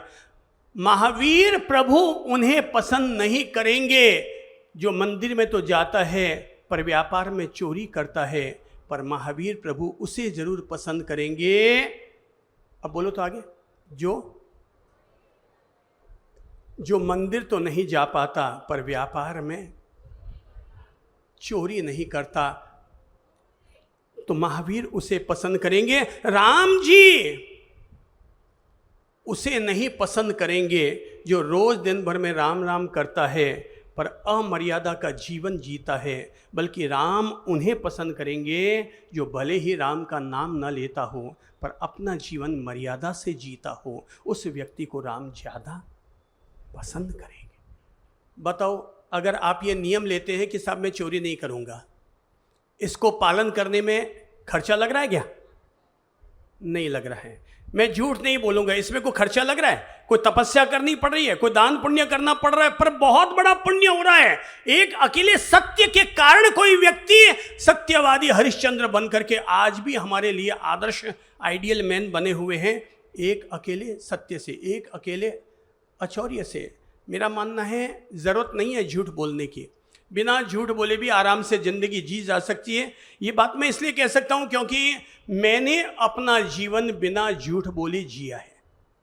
मैंने अपना जीवन क्या, मैं झूठ नहीं बोलता हूँ, कोई मुझे ज़रूरत ही नहीं लग रही कि मैं झूठ बोलूँ। मुझे लगता है आराम से बिना झूठ बोले सत्य का सम्मान करते हुए जीवन जिया जा सकता है, और सत्य का जो सम्मान करता है सत्य स्वयं उसका सम्मान करवाता है। पहला सुख निरोगी काया, दूसरा सुख घर में माया। हुनर सीखो, न्यायोपार्जित धन कमाओ, रोजाना 8 घंटे मेहनत करो, अपने आप निश्चित तौर पर आपको फायदा होगा। दुकान खोलो, नौकरी करो। अगर लगता है साहब मेरे पास कोई साधन नहीं है व्यापार करने का, छोटे छोटे व्यापार बता देता हूं जो बहुत बड़ा मुनाफा देते हैं। नंबर 1, सब्जी की दुकान, 50% मुनाफा। जीतू जी बैठे हैं क्या यहाँ? आप जीतू जी के पापा जी हैं? आप माहेश्वरी है ना? हैं? आपके किस चीज का काम है? सब्जी का काम है। किस चीज का काम है? सब सुनिएगा। सब्जी किसका का। काम है? सब्जी का काम। लोगों को कोई व्यापार छोटा लगता होगा, पर मैं आपको ये समझाना चाहूंगा, छोटे व्यापार में भी पूरा 50% कमाई का धंधा होता है। आपके धंधा किस चीज का है? सब्जी का है। सब्जी का। समझ रहे हैं आप? सब्जी का। और सब्जी में रोज 50,000 की सब्जियां बेचते हैं। बेचते हैं साहब, हैं? बेचते हैं। बेचते हैं। कितनी बेचते हैं बताओ? 50,000 की बिकती है साहब। 50,000 की आप सब्जियां रोज बेचते हैं, और तय मानकर चलिए 50,000 में मुनाफा आप कितना मानते हैं? देखो साहब, सब खर्चा निकाल के 10 से 15% तो बच ही जाता है। ये कहते हैं 10 से 15% तो बच ही जाता है। बचता तो ज्यादा ही होगा, पर अगर अपन मानकर चलते हैं कि अगर मंडी में से सब्जी लेकर के आओ तो टमाटर मिलते हैं 60 रुपया, और दुकान में लेने जाओ तो मिलते हैं 100 रुपया, 120 रुपया। हो गया ना 50% मुनाफे वाला धंधा। तो कुल मिलाकर के अगर वो कहते हैं 15%, 20% भी अगर व्यापार हो रहा है तो रोज नगद नारायण मिल रहा है आपको। आप फल की दुकान खोल लो, बहुत बड़ा फायदा होगा। आपको कोई चीज नहीं लग रही, आप जूस निकालने का ठेला लगा दो। आज शुरुआत ठेले से हुई है, वही कल आपकी दुकान भी बन जाएगी। कम से कम आदमी आत्मनिर्भर बन रहा है, कमा रहा है, मेहनत कर रहा है। हाथों में मेहंदी का रंग लगाने से कोई हाथ मजबूत नहीं होते, मेहनत का रंग लगाने से ही इंसान का भाग्य फलीभूत होता है। आदमी का भाग्य उसे फल दिया करता है। तो मेहनत करो, परिणाम आएगा। छोटे छोटे ऐसे बहुत सारे व्यापार हैं कि जिनको शुरुआत करने के लिए आपको लंबा चौड़ा धन खर्च करने की जरूरत नहीं है, पर शाम तक आप अपने पूरे परिवार का अच्छे तरीके से पालन पोषण कर सकें, इतनी व्यवस्था हो सकती है।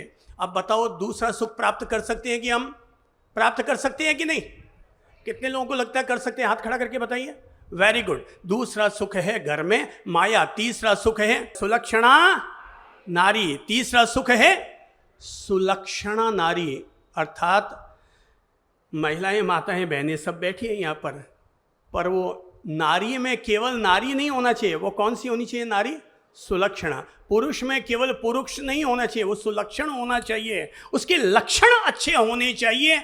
लोग शादी करने जाते हैं तो लोग देखते हैं, हो कितनी सुंदर है, गोरी है कि नहीं, मेरा नाक थोड़ा ठिंगा है, थोड़ा लंबा है, थोड़ा बैठोड़ा है, एक नाक के पीछे हम बैठे हैं, वो इतना से यूं यूं यूं।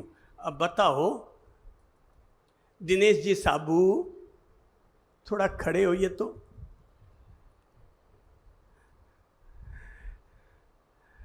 आपकी धर्मपत्नी जी का नाक लंबा है कि थोड़ा बैठा हुआ है? ध्यान नहीं है सब। मैं देख लेता हूं ना, अभी अभी अपन सब देख लेते हैं, ध्यान नहीं है। भाई साहब इतने क्यों डर के रहते हो कि बोलने की भी हिम्मत नहीं होती है? जैसी भी है बढ़िया है। नाक अगर आप देखने जाते ना तो थोड़ा सा नाक यूं, हल्का सा यूं, हल्का सा यूं, क्या है, नाक के थोड़े से बैठे हुए को लेकर के अगर ये सोचते रह जाते तो इतनी अच्छी महिला इनके तकदीर में नहीं मिल पाती है। मैं ये कहना चाहूँगा, आदमी सुलक्षणा नारी होनी चाहिए। नाक थोड़ा छोटा हो या लंबा हो, इससे कोई फर्क नहीं पड़ता। क्या फर्क पड़ता है? आदमी में क्वालिटी होनी चाहिए। आदमी में क्या होनी चाहिए? क्वालिटी है। आजकल केवल एक ही चीज चलती है, सुंदरता। मैंने कईयों को देखा, गोरी तो है, बोले कि थोड़ा नाक बैठो है, वो नाक बैठो के चक्कर में ना करके आ गए। तू नाक करता रहे, तू हमेशा नाम ही रहे वेला भाया। ये ज़्यादा जो छंटनी करते हैं ना, वो सबसे ज़्यादा कंवारे घूमते हैं। दुनिया में जितने लोग कंवारे घूमते हैं वही लोग कंवारे हैं जिन्होंने बाजार में छंटनी करने का काम शुरू कर दिया है। तो ये जो छोटा सा वाला जो ना ये कलर एड है, ये ओ है, ये तो घर रे माने थोड़ी गाड़ी तो है ही को नहीं, ये तो या को नहीं, तो ले दे करके हमारा केवल एक ही नजरिया रहता है, उसके पास पैसा कितना है और उसका रंग कैसा है। भाई कई चीज़ें देखनी चाहिए। लड़का या लड़की की शादी करने जाओ ना तो केवल संपत्ति और सौंदर्य मत देखो, कुछ और भी देखो। नंबर 1, लड़का और लड़की कितने समझदार हैं। नंबर 1 नोट करो दिमाग में, क्या कहा मैंने? नंबर 1 समझदारी, नंबर 2 स्वभाव, नंबर क्या उनका स्वभाव कैसा है? नंबर 3 उनमें सहनशीलता कितनी है। नंबर 3 क्या है उसमें? सहनशीलता कितनी है।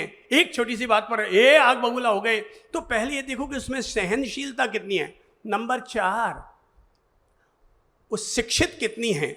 नंबर 5 उसके संस्कार कैसे हैं। नंबर 6 पर आएगा अब सौंदर्य और नंबर 7 पर आएगा अब उसकी संपत्ति। पर पहले 5 और विशेष गुण हैं जिनको हमें एक दूसरे में जरूर देखना चाहिए, उसके बाद अपना कदम बढ़ाना चाहिए। नारी जो कभी ना हारी, सुलक्षणा नारी। नंबर 1 जो गृह कार्य में कुशल हो। सब बोलो, पहला कार्य सुलक्षणा नारी का पहला लक्षण क्या है? जो गृह कार्य में दक्ष हो। नंबर 2 जो शांत स्वभाव वाली हो। सुलक्षणा नारी के गुण, दूसरा गुण क्या है? जो शांत स्वभाव की हो। नंबर 3 जो उदार हृदय वाली हो। नंबर 3 क्या है? जो उदार हृदय वाली हो। नंबर 4 अगर परिवार के किसी सदस्य को संकट आ गया तो उसकी सहायता करने वाली हो, जो दूसरों की सहायता करने वाली हो। नंबर 5 अपनी कुल देवताओं की प्रतिदिन पूजा करने वाली हो। नंबर 6 जो शीलवती हो। नंबर 7 भोजन परोसते समय भेदभाव करने वाली ना हो, सबको एक समान भाव से जो भोजन परोसने का काम करे। नंबर 8 जो प्रतिदिन स्नान करे और स्वच्छता में विश्वास रखे। नंबर 9 घर पर अगर कोई अतिथि आए तो उनको अतिथि को भी अतिथि देवो भव मानकर और उनके स्वागत और सम्मान के लिए अपनी सेवाएं समर्पित करें। नंबर 10 कुछ आप भी बोलेंगे, मैं तो गिनाता ही चला जाऊंगा। सुलक्षणा नारी जो धार्मिक प्रकृति की हो उसे हम कहते हैं सुलक्षणा नारी। केवल नारी का मतलब ये नहीं है कि स्त्रीलिंग है, बल्कि नारी का मतलब ये है जिसमें अपनी कुछ क्वालिटी है, और वो जो क्वालिटी है वही हमें सुख दे सकती है, वरना सब छाती कूटा है। वरना क्या है? सुलक्षणा। और ये जिस तरह से गुण नारी में होनी चाहिए वैसे ही गुण पुरुषों में होने चाहिए।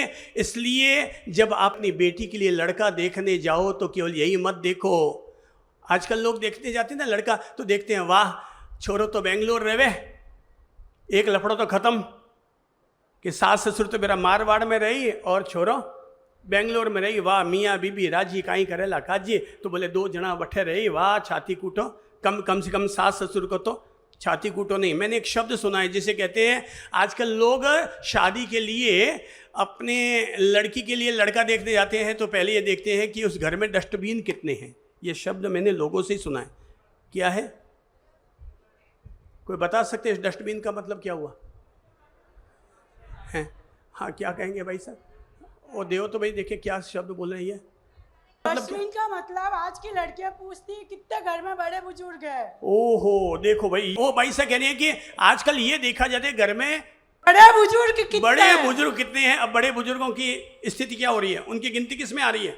सब बोलो तो किस में आ रही है? डस्टबिन में। अब बताओ, जहां पर बड़े बुजुर्गों की छत्र छाया को भी अगर आज के युग के लोग डस्टबिन मानेंगे तो वहां पर घर में सुख शांति के द्वार कैसे खुलेंगे?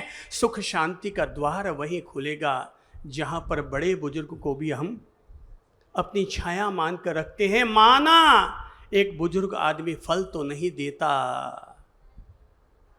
पर वो ऐसा पेड़ है जो फल भले ही न दे पर अपनी छाया तो जरूर देता है, अपनी छाया तो वो जरूर देता है। हम कहाँ जा रहे हैं, सुख अगर नहीं है तो उसकी वजह है हमारी मेंटेलिटी खराब हो गई, एटीट्यूड हमें फिर से चेंज करना पड़ेगा। इसलिए मैंने कहा सुलक्षणा नारी। यहाँ इसी शहर की बात बताऊँ आपको, इसी शहर की बात। हम संबोधि धाम में आसीन थे, एक माँ जी आई हमारे पास और माँ जी ने आकर उस दिन कहा, बाप जी आज तो हमारा मन बहुत खुश है। माँ से कहीं हो, बाप जी कहीं बताऊँ, आज हमारा मन बहुत खुश है, तो आनंद आ रहे हैं हमारे मन में। बाप जी कहीं बताऊँ आपने, माता जी कहीं हुई हो। अब सुनिएगा माता जी ने क्या कहा। बोले माता जी हमारे एक छोरो एक बहू आ रही है, एक लड़का है और उसकी पत्नी है। एक की नौकरी बालोतरा में लगी हुई है और दूसरी की नौकरी यहाँ लोहावट के रास्ते में लगी हुई है। दोनों की सरकारी नौकरी थी। रोजाना सुबह सुबह बेटे 7 बजे निकल जाते और रात को 8, साढ़े 8, 9 बजे तक घर पहुंचते थे। मैं तो दिन भर अकेली बैठी बैठी उकता जाती थी। घर मोटो, पति मेरे गुजर गए, घर मुझे खाने लग गया। मैंने अभी 2 दिन पहले अपने बेटे से कहा कि बेटा मैं तो दाबगी अकेली रहती रहती, तू तुम्हारी कहीं व्यवस्था कर दे। तो बोले कहीं करूँ माँ, थई बताओ। माँ ने कहा कि भाई मुझे भले ही तू यहाँ पर आस्था केंद्र है वहाँ भेज दे, कहीं भी भेज दे, कुछ भी मेरी व्यवस्था कर दे। मैं तो अकेली दिन भर रहते रहते उकता गई, इन दीवारों को देख देख कर दाब गई, मुझे तो काटने लग जाती है, मेरे लिए कोई व्यवस्था कर दे। तो बेटे ने कहा ठीक है माँ, अगर आप ऐसा कहती हैं तो एक काम करता हूँ, मैं कल चला जाता हूँ, मैं चंद्र प्रभु जी से कह देता हूँ कि वो आस्था में फ़ोन करवा दे या वहाँ संदेशा करवा दे, और जो खर्चा लगेगा माँ चिंता नहीं है, मैं उतना खर्चा जितना वहाँ का होता है 7,500 रुपये वो मैं हर महीने वहाँ पर दे दूँगा। माँ भी राजी, बेटा भी राजी। रात को जब बेटा अपने कमरे में गया तो अपनी पत्नी से कहने लगा, आज एक थोड़ी समस्या आ गई थी।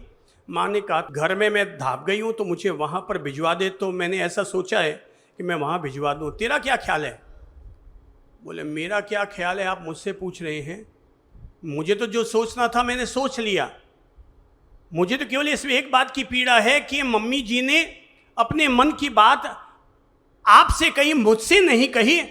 ये दुनिया की मम्मियाँ कब सुधरेंगी? सारा विश्वास वो अपने बेटों पर करती है, अपनी बहुओं पर विश्वास नहीं करती। बोले तुझे क्या पता? बोले जब आप अंदर दोनों बातें कर रहे थे ना, मैंने सारी बातें सुन ली है और मैंने मेरा फैसला कर लिया है। बोले क्या फैसला कर लिया तूने? बोले कि मैंने मेरा इस्तीफा, ध्यान से दीजिएगा सच्ची घटना है, किसी को मिलना हो तो मिला भी देता हूं 22 से। तो बोले कि मैंने मेरा इस्तीफा लिख दिया है और मैं कल सुबह ही अपना इस्तीफा भेज दूंगी। बोले क्या बात करिए, सरकारी नौकरी मिलती कहाँ है? अरे बोले सरकारी नौकरी नहीं मिलती, पर ये अपनी मम्मी जी भी तो वापस मिलने वाली नहीं है। मेरी मम्मी ये सासू माँ सरकारी नौकरी से बड़ी नहीं है। मैंने मेरा इस्तीफा लिख दिया है, कल से मैं नौकरी पर नहीं जा रही हूँ। सरकारी नौकरी पर मैं रही डॉक्टर, आप भी रहे डॉक्टर। अपने ही घर में नीचे वाला जो भाग है वहाँ पर मैं मेरा क्लिनिक खोल दूंगी और वहीं से अपना क्लिनिक चला लूंगी।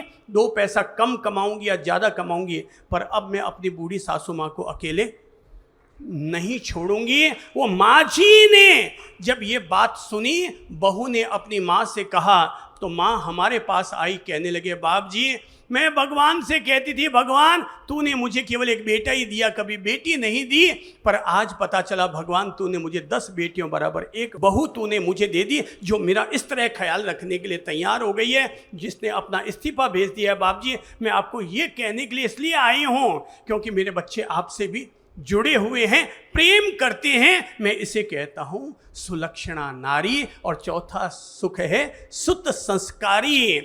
बच्चा हमारा कैसा हो? तीसरा सुख पाया जा सकता है कि नहीं पाया जा सकता?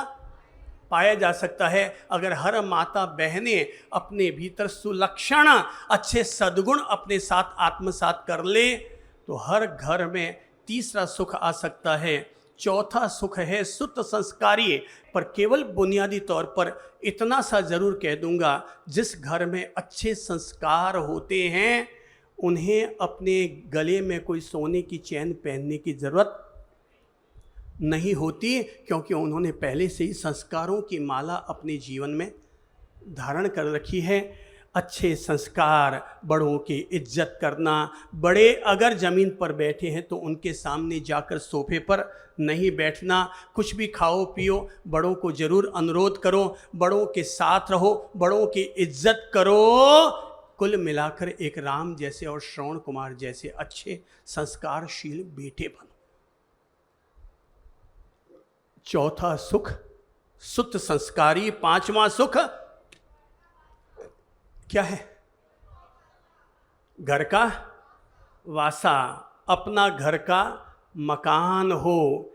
किराए के मकान के भरोसे मत रहो, बल्कि जैसे तैसे जुगाड़ ऐसी बैठाओ कि मेरे अपने घर का मकान हो जाए। मेरे भाई, घर की लाड़ी, घर की गाड़ी, घर की बाड़ी, 3 चीज़ें घर की होनी चाहिए। क्या क्या चीज़ें?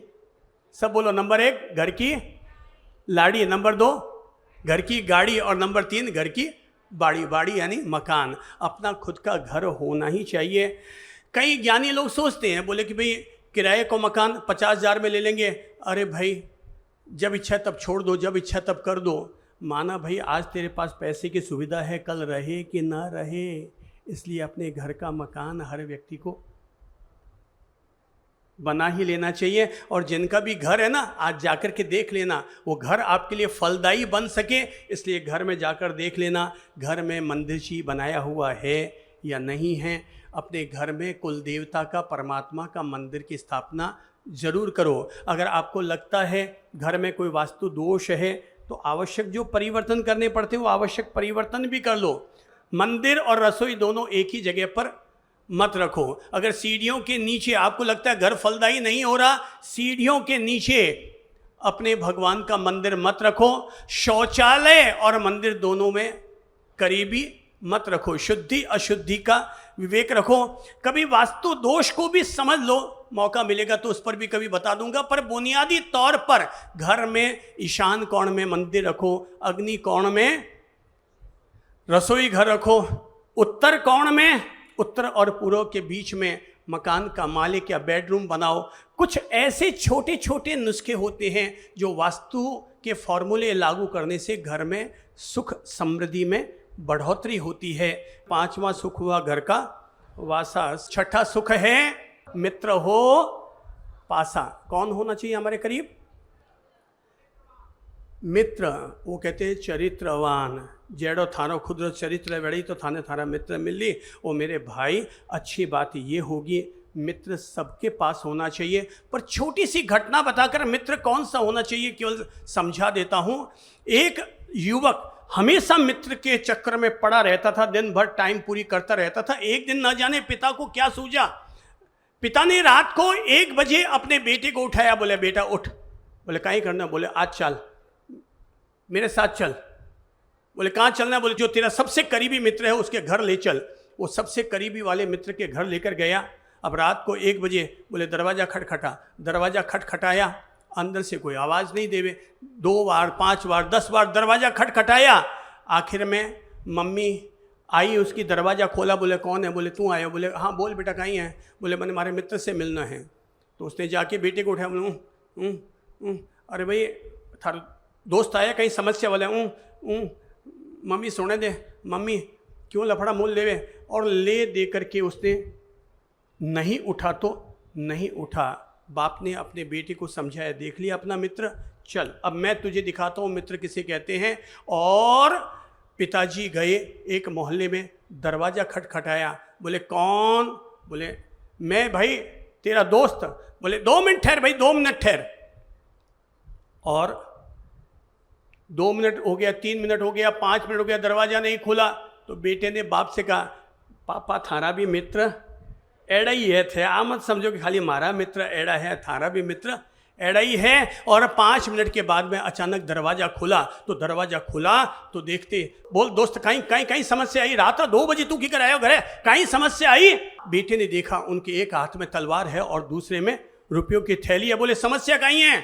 बोले अगर रुपयों की जरूरत पड़ गई, कोई समस्या आ गई तो थैली भी तिजोरी में से निकाल कर लाया हूं। और अगर कोई आफत आ पड़ी है तो तलवार भी अपने साथ लेकर आया हूं। अगर रुपया चाहिए तो रुपया तैयार है, और अगर तलवार चाहिए तो मदद करने के लिए मैं आधी रात को भी तेरे लिए साथ में तैयार हूं। जिंदगी में अगर ऐसा मित्र मिल रहा है तो मित्र भी स्वीकार है। जिंदगी में या तो कृष्ण को मित्र बनाओ या कर्ण को मित्र बनाओ। कृष्ण को मित्र इसलिए बनाओ ताकि वो हमें अच्छी राह दिखाते रहें, और कर्ण को मित्र इसलिए बनाओ ताकि हम जैसे भी हैं कोई हमें जिंदगी भर निभाने के लिए भी तैयार हो जाए। छठा सुख है मित्र हो पासा, सातवां सुख है संतोषी जीवन। ऐसा जीवन मैंने कहा था, इतिहास कहता है कल सुखी था। हमारे बड़े बुजुर्ग क्या कहते हैं, मारे जमाने में एड़ो हूँ तो मारे जमाने में एड़ो हूँ तो, और थारे जमाने में हूँ तो अल्लाह मोरे जमाने में देखो है। तो वो क्या कहते थे, अतीत सुखी था, और विज्ञान क्या कहता है, आने वाला कल सुखी होगा। एक कहता है कल सुखी था, एक कहता है कल सुखी होगा।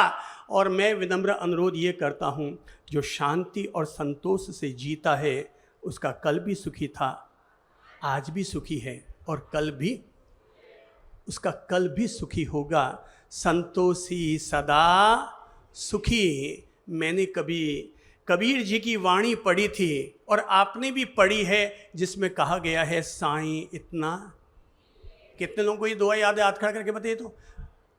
रोज अपने आप को कह दिया करो, ताकि संतोष का धर्म, शांति का धर्म हमारे जीवन में घटित हो सके। जो दिन भर भागदौड़ जो चलती है उसमें थोड़ा विश्राम लग सके। सब बोलो तो, साईं इतना जामे कुटुंब समाय, मैं भी भूखा ना रहूं, और साधु न भूखा जाए, कोई अतिथि न भूखा जाए, मेरे दर पर कोई आ जाए तो मेरे यहां से कोई खाली ना जाए। एक और पद जो संत लोग अपने जीवन में जिया करते हैं, वो पद भी बुलवा देता हूं आपसे। कोई तन दुखी, कोई मन दुखी। बोल लो, कोई किससे दुखी है, कोई तन से और कोई मन से। तो कोई तन दुखी, कोई मन दुखी, कोई धन बिन रहत उदास। कोई तन दुखी, कोई मन दुखी, कोई धन बिन रहत उदास। थोड़े थोड़े सब दुखी, थोड़े थोड़े सब दुखी, सुखी राम के दास, सुखी राम के दास। कोई तन दुखी, कोई मन दुखी, धन बिना रहत उदास। थोड़े थोड़े सब दुखी, सुखी राम के दास। जो केवल भगवान से ही प्रेम करता है, ऐसा संतोषी जीव तो सदा ही सुखी रहा करता है। वो भी तो दोहा बोलते बोलते याद आ रहा है, गौ धन गज धन। सब बोल लो, वो भी बोल लो, गो धन गज धन गाजी धन और रतन धन खानी। जब आवे संतोष धन सब धन धूरी। आप में से कितने लोग हैं जिनकी उम्र 60 साल से ऊपर की हो गई है? हाथ खड़ा करके बताइए ना। अच्छा, इसकी भी अच्छी जमात है। तो देखिए, जिनकी 60 से नीचे है, मैं उनसे कहूँगा तुम सफलता के लिए रात दिन दौड़ो। बैठो मत,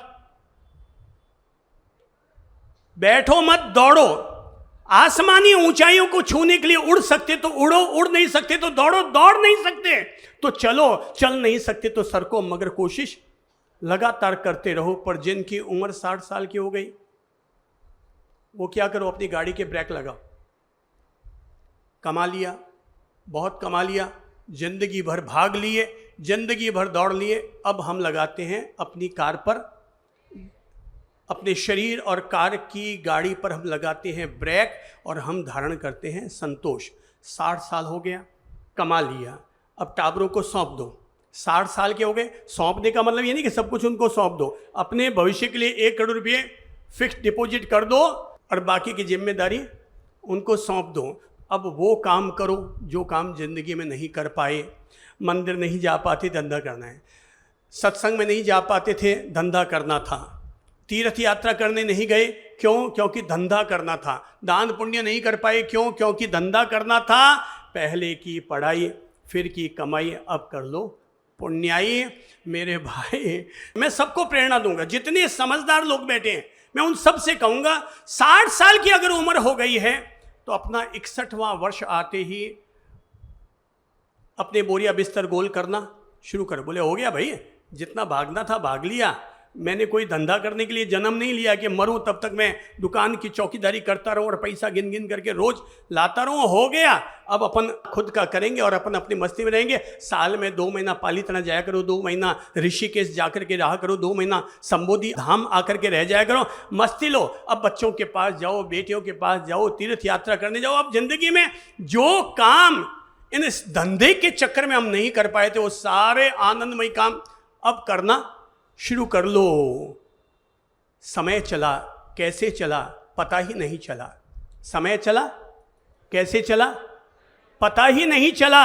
जिंदगी की आपाधापी में जिंदगी कब पूरी हो गई पता ही नहीं चला। अरे कल तक साइकिल पर पैडल मारते हुए हाँफते थे हम, कब पांव के नीचे गाड़ी आ गई पता ही नहीं चला।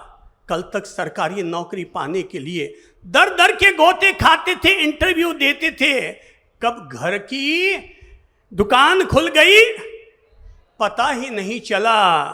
कल तक जो बच्चे कंधों पर बैठ करके हमारे चला करते थे, कब वो बच्चे हमारे कंधों के बराबर आ गए पता ही नहीं चला। जिन बच्चों पर हम कभी इतराते थे कि ये मेरे बच्चे हैं, कब वो बच्चे हमसे दूर चले गए पता ही नहीं चला। कब वो बच्चे हमसे दूर हो गए पता ही नहीं चला। जिन भाई बहनों के लिए कहा करते थे कि साहब मेरे राम लखन जैसे भाई हैं, वे भाई कब अपना अपना अलग मकान बना चुके पता ही नहीं चला। कल तक हमने शादी की थी तो हनीमून मनाते समय कमरे में जूही के, गुलाब के सारे फूल परफ्यूम लगाकर हमने सुहाग रात मनाई थी। उस कमरे में कब लाल बाम, हरा बाम, झंडू बाम आ गया साला पता ही नहीं चला।